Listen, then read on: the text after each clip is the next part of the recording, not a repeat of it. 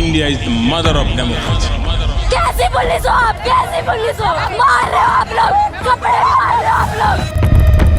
अरे तो लेडीज को इसका मतलब थोड़ी नहीं मारोगे, यूनिफॉर्म के अपनी धौंस जमा रहे हो क्या? इस देश को संभाल लेना, वरना 75 साल बाद कोई गंवार इसको धर्म के नाम पर बांट देगा।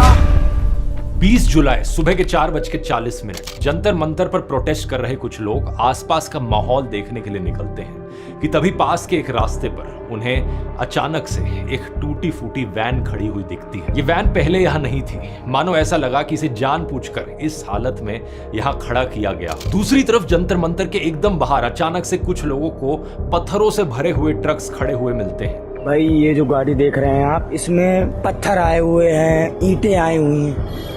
ये सब रात के अंधेरे में अचानक से हो रहा था। इस पॉइंट तक इस प्रोटेस्ट को शुरू हुए 20 दिन से ज्यादा हो चुके थे और सब कुछ 100% नॉन वायलेंट और पीसफुल रहा था। लेकिन अब पास के ही संसद मार्ग के पास एक टूटे शीशों वाली पिचकी हुई गाड़ी भी खड़ी हुई दिखती है।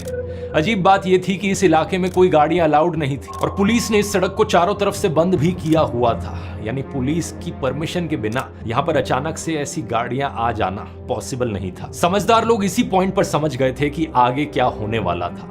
इस गाड़ी पर कुछ प्रोटेस्टर्स ने एक नोट लिखकर छोड़ दिया।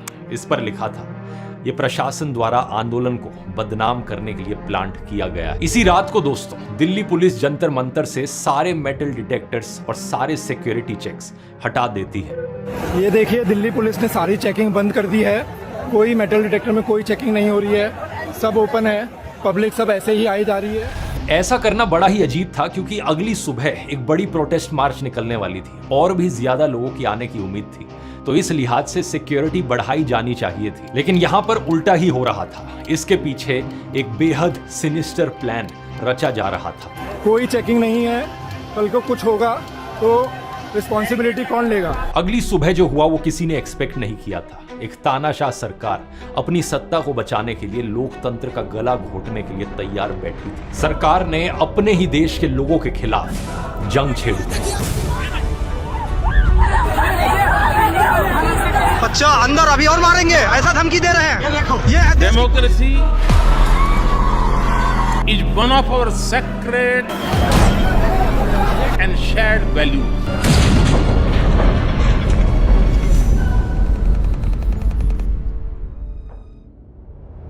नमस्कार दोस्तों, एक छोटा सा रिमाइंडर, इस संडे 26 जुलाई को मैं अगली एआई मास्टर क्लास होस्ट कर रहा हूं। बेस्ट तरीका अपने आप को एआई की फील्ड में अपस्किल करने का। यहां मैं आपको 30 एआई टूल सिखाऊंगा जो सबसे जरूरी है आपके करियर और आपके फ्यूचर के लिए। ये लास्ट चांस है आपका ज्वाइन करने के लिए, लिंक नीचे पिन्ड कमेंट में मिल जाएगा। एग्जैक्टली किस तरीके से यहाँ देश के यूथ पर, देश के लोगों पर अत्याचार किया गया और इसकी प्लानिंग की गई, इसे बेहतर समझने के लिए हमें थोड़ा सा रिवाइंड करना पड़ेगा। 20 जून 2026 वो दिन था जब कॉकरोच जनता पार्टी जंतर मंतर पर प्रदर्शन करती है और मांग सिर्फ एक थी, एजुकेशन मिनिस्टर धर्मेंद्र प्रधान का रेजिग्नेशन। 1,51,000 मेडिकल सीट था, वो आज बढ़ के 1,08,000 मेडिकल सीट हो गए। सीट भी हमने बढ़ाया। कोई भी आप जरूरत ना करे इस भारत में बच्चों के भविष्य के साथ खेलें या नीट अखबार को लीक करने की ताकत रखें। करीब 8 दिन बाद 28 जून को सोशल एक्टिविस्ट सोनम वांगचुक भी जंतर मंतर पहुंचते हैं और इस मुद्दे पर अनशन पर बैठ जाते हैं। भारत माता की। ये अनशन शांतिपूर्ण तरीके से चलता है, पुलिस को भी इससे कोई आपत्ति नहीं होती। इनफैक्ट कई सारे ऐसे वीडियो सामने आते हैं जहां पर प्रोटेस्टर्स और पुलिस के बीच में इंटरैक्शंस बड़े फ्रेंडली तरीके से हो रहे हैं, लेकिन सरकार की तरफ से इसे पूरी तरीके से इग्नोर किया जाता है। अनशन के पहले 17 दिनों में सोनम का वजन लगभग 8 किलो से गिर जाता है। धीरे धीरे सोशल मीडिया के माध्यम से सोनम वांगचुक की तस्वीरें और वीडियो सोशल मीडिया पर वायरल होने लगते हैं। कमजोर हालत में देखकर लोगों का दिल दहल जाता है। इनके समर्थन में देश भर में आवाजें उठने लगती है और यहीं पर आता है सबसे बड़ा टर्निंग पॉइंट इस प्रोटेस्ट का। 17 जुलाई 2026 होम मिनिस्टर अमित शाह अचानक से दिल्ली पुलिस कमिश्नर सतीश गोलचा को उनकी पोस्ट से हटा देते हैं। यह बड़ा सरप्राइजिंग था क्योंकि कुछ ही महीनों बाद अप्रैल 2027 में वो वैसे ही रिटायर होने वाले थे, लेकिन यहां पर उन्हें इमीडिएटली हटा दिया जाता है। आखिर क्यों? शायद वो इस बात से नाराज थे कि ये प्रोटेस्ट कितना पीसफुली चल रहा था। और यहाँ पर कोई वायलेंस नहीं हुआ और जनता में समर्थन बढ़ता जा रहा था। इनकी जगह आईपीएस ऑफिसर अनुराग कुमार को लाया जाता है, जो इंटेलिजेंस ब्यूरो में स्पेशल डायरेक्टर थे। 18 जुलाई 2026 सुबह के 6:30 बजे, जब जंतर मंतर पर सबसे कम भीड़ रहती है और एक ऐसे समय पर जब अभिजीत दीप के पास के गेस्ट हाउस में नहाने गए हुए थे, उसी वक्त अचानक से दर्जनों पुलिस वाले और आरएफ के जवान स्टेज पर चढ़ जाते हैं और बहुत ही ड्रामेटिक तरीके से सफेद शीट से ढककर सोनम वांगचुक को एक एम्बुलेंस में किडनैप कर ले जाते हैं। उन्हें जबरदस्ती उठाकर सफदरजंग हॉस्पिटल में एडमिट कराया जाता है। सोनम वांगचुक को दिल्ली पुलिस ने जंतर मंतर से अनशन के 21वें दिन जबरन उठाया है और वो दिल्ली के सफदरजंग अस्पताल वहां उन्हें ले गई है।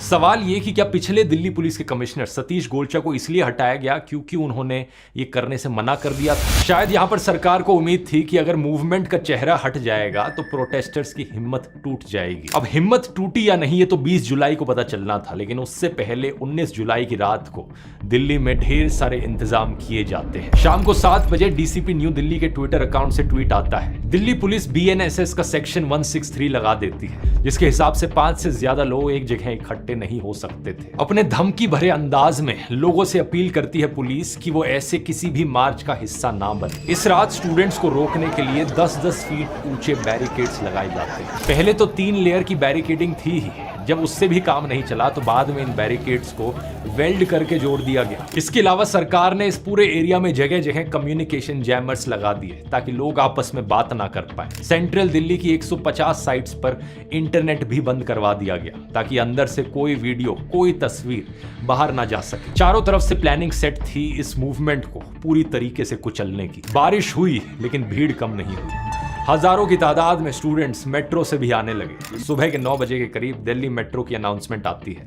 सिक्योरिटी रीजंस की वजह से 5 मेट्रो स्टेशंस बंद कर दिए जाते हैं। जनपथ, राजीव चौक, पटेल चौक, सेंट्रल सेक्रेटेरिएट और सेवा तीर, ये 5 स्टेशंस मार्च के रूट पर पड़ते थे। यानी जिस वक्त लोगों को जंतर मंतर पहुंचना था, ठीक उसी वक्त वहां पहुंचने के सारे रास्ते बंद कर दिए गए थे। भारी भीड़ अंदर जमा हो गई। लोगों ने मेट्रो स्टेशंस के अंदर ही नारे लगाने शुरू कर दिए।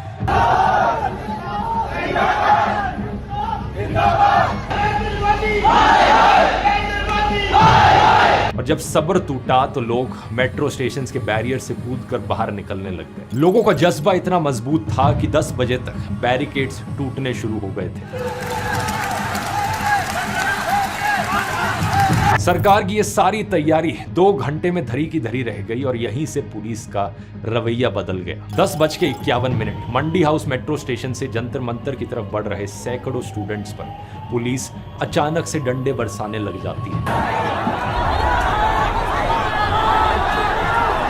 ये लोग मार्च में शामिल होने आए थे, लेकिन प्रोटेस्ट साइट पर पहुंचने से पहले ही इनको बेवजह पीट दिया जाता है। 11:05 सफदरजंग हॉस्पिटल में सोनम वांगचुक हॉस्पिटल के डायरेक्टर को चिट्ठी लिखते हैं। कहते हैं, मैं बताना चाहता हूं कि आज मैं बिल्कुल ठीक महसूस कर रहा हूं और मुझे हॉस्पिटल से जाने दिया जाए ताकि मैं मार्च में शामिल हो सकूं। लेकिन उन्हें इसकी इजाजत नहीं दी जाती। इस वक्त तक लोगों की भीड़ लाखों में पहुंच चुकी थी। लोग पार्लियामेंट की तरफ मार्च करने निकलते। जवाब में पुलिस पार्लियामेंट स्ट्रीट पर कम से कम 25 आंसू गैस के गोले दागती है। ये प्रोटेस्टर्स हैं और आंसू गैस के गोले लगातार छोड़े जा रहे हैं। और यहाँ पर कई सारे वीडियोस में आप देख सकते हो कि पुलिस सिर्फ लोगों को रोकने के लिए नहीं है, बल्कि खड़े हुए बेगुनाह लोगों पर भी आंसू गैस फेंकी गई। ये वाला वीडियो देखो, आराम से बैठे हुए ग्रुप ऑफ स्टूडेंट्स पर भी टीयर गैस के गोले फेंके गए। लगभग 12:30 बजे पुलिस आईटीओ का विकास मार्ग ब्लॉक कर देती है। ये ईस्ट दिल्ली को पार्लियामेंट वाले इलाके से जोड़ने वाली मुख्य सड़क है। और इसके कुछ ही देर बाद संसद मार्ग की तरफ से पार्लियामेंट की ओर बढ़ रहे प्रोटेस्टर्स को पुलिस स्टेशन के बाहर रोका जाता है। इन पर भी लाठियां चलाई जाती हैं। ये रैपिड एक्शन फोर्स ने लाठीचार्ज। यूट्यूबर श्याम मीरा सिंह भी यहाँ इस पॉइंट पर भीड़ में मौजूद थे और इन्होंने वीडियो पर रिकॉर्ड किया कि किस तरीके से लोगों को बेरहमी से मारा गया। आंसू गैस के गोले डाले जा रहे हैं और लाठीचार्ज की जा रही है। आप एकदम दंगे जैसी रिपोर्ट हो रही है। देखिए देखिए देखिए देखिए देखिए देखिए देखिए देखिए देखिए देखिए देखिए देखिए ये क्या आंसू गैस नहीं है। और देखिए देखिए जाने लोग देखो नॉर्मल नॉर्मल जाते हुए लोगों को पीट रहे भाई, नॉर्मल जाते हुए। इस बीच पार्लियामेंट के गेट बंद कर दिए जाते हैं। करीब 1:30 बजे प्रोटेस्टर्स को रफी मार्ग से डिटेन किया जाता है। जब यहां से छात्रों को भगाया गया तो वो इंडिया गेट के गार्डन्स के पास पहुंचे और पुलिस ने मोटरसाइकिल्स और वैन्स इन लॉन्स में चलाई। इसके बाद स्टूडेंट्स प्रेस क्लब और रायसीना रोड पर ही बैठ गए, लेकिन कुछ प्रोटेस्टर्स पार्लियामेंट के काफी नजदीक जरूर पहुंचे। इसी पॉइंट पर एक ये खौफनाक वीडियो सामने आता है जहां पर सिक्योरिटी फोर्सेस फायरिंग पोजीशंस लेकर बैठती हैं, मानो जलियांवाला बाग का सीन हो। जनरल डायर ऑर्डर दे रहे हो फायर करने का। इसी वक्त पार्लियामेंट कॉम्प्लेक्स के अंदर मल्टी टियर्ड लॉकडाउन कर दिया जाता है और सिक्योरिटी पर्सनल्स लोहे के गेट्स को फिजिकली पकड़कर खड़े हो जाते हैं। इसी बीच नरेंद्र मोदी एक डरे हुए तानाशाह की तरह पार्लियामेंट बिल्डिंग को छोड़कर भाग निकलते हैं। पुलिस ने जब लोगों को जंतर मंतर की तरफ आने से रोका तो कनॉट प्लेस और जनपथ में भी हजारों लोग इकट्ठे हो गए। कनॉट प्लेस के सेंट्रल पार्क को स्टूडेंट्स ने डेमोक्रेसी पॉइंट घोषित कर दिया और यहां से हिलने से इनकार कर दिया। यहां मौजूद थे यूट्यूबर सार्थक गोस्वामी, जिनको एक स्टूडेंट ने बताया कि इसी इलाके में पुलिस वालों ने लाठीचार्ज किया और प्रोटेस्टर्स और स्टूडेंट्स पर पत्थरबाजी करी। तो इन्होंने लाठीचार्ज और पत्थर चार्ज कर दिए और बहुत पुलिस वालों ने, और जो पुलिस वाले थे उन पर बैच नहीं था नंबर प्लेट का। इसका एक बड़ा क्लियर वीडियो इस सामने आया है जहां पर आप क्लियरली देख सकते हो कि पुलिस वाले स्टूडेंट्स पर पत्थर फेंक रहे हैं। पुलिस के द्वारा किए गए इस वायलेंस के ढेर सारे वीडियोस मौजूद हैं, ऐसे वीडियोस जिनमें महिलाओं को बेरहमी से मारा जा रहा है, निहत्थे लोगों को बुरी तरीके से पीटा गया। यहाँ तक पुलिस ने लोगों की मदद करने आ रहे डॉक्टर्स तक को भी नहीं छोड़ा। हम डॉक्टर्स हैं, हम शांति से हेल्प करने आए थे, हम नारे भी नहीं लगा रहे थे। उन्होंने बोला तुम्हें बुलाया किसने, डंडे मारे उन्होंने हमें। जनपद पर तो एक पुलिस वाले ने एक बच्चे का काफी देर तक गला दबा कर रखा। सबसे डिस्टर्बिंग बात यह थी कि जिन पुलिस वालों को यहाँ तैनात किया गया था उनकी वर्दी से नेम प्लेट्स हटाई गई थी। आपका टैग किधर है, आपका नेम प्लेट किधर है, प्लीज आंसर अस। इवन सरकारी दंगा नियंत्रण वाहनों की नंबर प्लेट छिपाई गई थी और जो पुलिस वाले बेरहमी से स्टूडेंट्स को मार रहे थे उन्होंने रुमाल से अपना चेहरा छुपाया हुआ था, बिल्कुल आतंकवादियों की तरह बिहेव कर रहे थे। इसके अलावा हमें यह भी देखने को मिला कि कैसे कुछ लोग साधारण कपड़ों में आए पुलिस वालों के साथ घूम रहे थे और पुलिस वालों की तरफ से मारपिटाई कर रहे थे। जब यूट्यूबर समदीश भाटिया ने इसके बारे में पुलिस से सवाल किया तो वहां उनको ही धक्का देकर पुलिस आगे बढ़ गई। आपके बंदे सिविल क्लोथिंग में क्यों हैं? आपकी नेम प्लेट क्यों नहीं है? ये तो बताओ, ये बताओ ना, आप बताओ तो सही। हम नागरिक हैं आपके देश के, आप बता क्यों नहीं रहे हो? आपका कोई कमिश्नर आके बताए। दोपहर के लगभग 3:30 बजे तक पुलिस जंतर मंतर के भीतर घुस आई थी और वहां भी लाठीचार्ज होना शुरू हो चुका था। श्याम मीरा सिंह का ये वीडियो देखिए, स्टूडेंट्स को किस तरह दौड़ाया गया कि उनकी चप्पलें तक वहीं छूट गई। दिल्ली पुलिस ने उस स्टेज तक को डिसमेंटल कर दिया जहां सोनम वांगचुक ने 3 हफ्तों तक अनशन किया था। जो जर्नलिस्ट, ग्राउंड रिपोर्टर्स और यूट्यूबर्स यहां मौजूद थे उन पर भी हिंसा करने लगी पुलिस। यूट्यूबर सार्थक गोस्वामी को भी एक सिविल ड्रेस में घूम रहे आदमी ने धक्का दिया और लाठी से मारा। वो जो था ना, गद्दी पकड़ के ऐसे करके फेंका है भी मुझे ना, नेम टैग है, तुंदलू सी आई हुई है उसकी, हाथ में लठ है, साथ में बैठे हुए हैं तो चिल्ला लेंगे। गुंडों को बुला के पिटवाया अपनी जनता को। समदीश भाटिया पर भी लाठियां चलाई गई।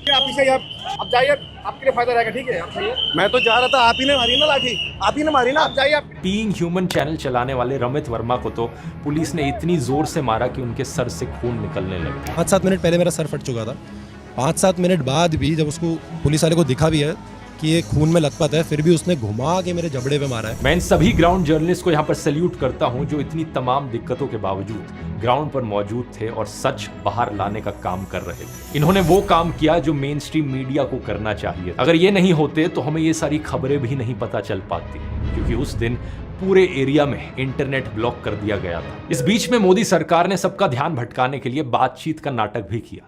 सुबह 10:40 पर खबर आती है कि सीजेपी के चीफ स्पोक्स पर्सन सौरभ दास को डेप्यूटी कमिश्नर के ऑफिस ले जाया गया है। सेंटर की तरफ से बात कर रहे थे डीसीपी सचिन शर्मा। पहले सरकार कहती है कि हम एक डिस्ट्रिक्ट मैजिस्ट्रेट को भेज देते हैं आपके साथ बातचीत करने के लिए, फिर कहती है यूनियन सरकार के एक सेक्रेटरी से मिल लो, फिर मिनिस्टर ऑफ स्टेट से मिलने का ऑफर आता है, लेकिन सीजेपी ने हर बार मना कर दिया।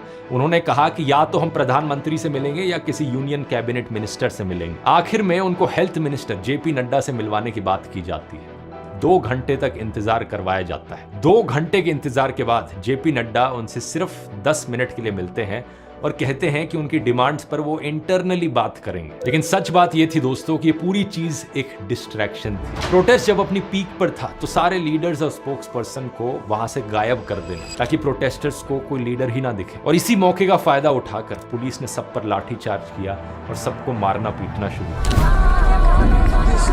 कैसे रखते हो? जो लोग देश को टुकड़े टुकड़े करना चाहते हैं वही लोग आज डफली बजा रहे हैं जंतर मंतर में। लेकिन सच बात यह है दोस्तों कि सरकार ने जितना दबाने की कोशिश करी उतनी ही लोगों की आवाज उभर कर आई। हमें वो रेवोल्यूशनरी स्पिरिट देखने को मिली जो शायद आजादी के वक्त फ्रीडम फाइटर्स में देखने को मिलती थी। अब ये प्रोटेस्ट सिर्फ दिल्ली तक सीमित नहीं रहे हैं, ये देश के कोने कोने तक पहुंच गए हैं। लखनऊ यूनिवर्सिटी के स्टूडेंट्स ने भी इसी मुद्दे पर प्रोटेस्ट किया, उनको यूपी पुलिस ने हिरासत में ले लिया। इलाहाबाद के स्टूडेंट्स ने भी एक मार्च निकाला, अहमदाबाद में भी प्रोटेस्ट हुए और वहां भी स्टूडेंट्स को डिटेन किया गया। कोलकाता में भी प्रोटेस्ट देखने को मिले, मुंबई के चैत्या भूमि में भी प्रोटेस्ट हुए, बेंगलोर में भी प्रोटेस्ट देखने को मिले, गोवा में भी स्टूडेंट्स के सपोर्ट में प्रोटेस्ट निकाले गए और अरुणाचल प्रदेश तक में भी हजारों स्टूडेंट्स ने मार्च करी। और सबसे बड़ी बात यह रही कि जिस जंतर मंतर को दोपहर के 3:30 बजे तक जबरदस्ती खाली करवाया गया, उसी जंतर मंतर पर शाम होते होते प्रोटेस्टर्स फिर से वापस लौट आए। जो स्टेज टूट चुका था लोगों ने उसे वापस लगा दिया। लाठी से भीड़ हटाई जा सकती है, लेकिन जो विचार लोगों के दिमाग में, जो इनकलाब की गूंज लोगों के दिल में है, उसे कोई लाठी नहीं हटा सकती। ये आने वाली कई जनरेशंस के लिए प्रेरणा बनेगी कि ऐसे एक जमाने में इंडियंस ईस्ट इंडिया कंपनी के खिलाफ खड़े हुए थे और आज यही इंडियंस वेस्ट इंडिया कंपनी के खिलाफ खड़े हैं। आज दुनिया देख रही है कि कैसे एक लोकतांत्रिक कहे जाने वाले देश की सरकार ने अपने ही बच्चों के खिलाफ साजिश रची और अपने ही लोगों पर एक जंग छेड़ दी। सबसे अजीब बात पता है क्या इस पूरी चीज में, कि बच्चों की तरफ से सिर्फ एक डिमांड थी कि एग्जाम्स की चोरी ना हो, एक बेहतर एजुकेशन मिनिस्टर को बिठाया जाए। हम युवाओं ने क्या मांगा? सिर्फ एक धर्मेंद्र प्रताप से इस्तीफा ही तो मांगा है। और सिर्फ इसी चीज के लिए उन पर आंसू गैस छोड़ी गई। मैं इस प्रधानमंत्री से सिर्फ इतना कहना चाहूंगा, shame on you Narendra Modi. जो सरकार बच्चों को लाठियां मार रही है उसका जाना तय हो गया है, बस समय की बात है। मैं इस सरकार से कहना चाहूंगा, ज्यादा तानाशाही मत दिखाओ, लोगों की लिमिट टेस्ट मत करो कि किस हद तक लोग ये वायलेंस बर्दाश्त कर सकते हैं, क्योंकि अंत किसी भी वायलेंस का सही नहीं होगा किसी भी साइड के लिए। इतिहास में जो जो तानाशाह अपने आप को ज्यादा बड़ा समझ रहे थे, उतना ही खौफनाक उनका अंत हुआ था।